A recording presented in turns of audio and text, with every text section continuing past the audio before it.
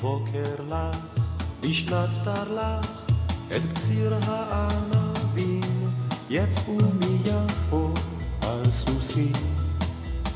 חמשת הרוכבים, שטמפר בא וגוטמן בא, וזרח ברנט, ויואל מוישה סלומון עם חרב באבנט. איתם רחב מזרקי הדוקטור הכסוף, לאורך הירקון הרוח שר בקנה הסוף. ליד אומלבס הם חנו בלב ביצות וסרח, ועל גבעה קטנה טיפסו לראות את הסביבה.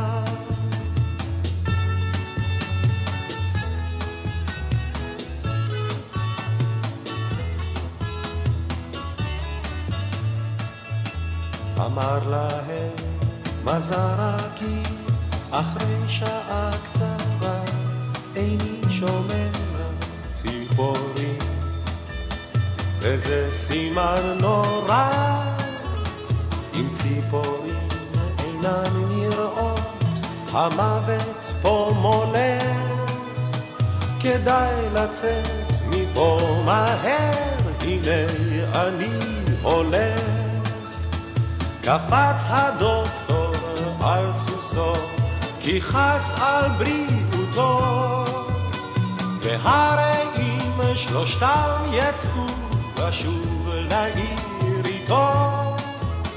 אמר אז יואל סלומון ושתי עיניו הוזות, אני נשאר הלילה פה על הגבעה הזאת.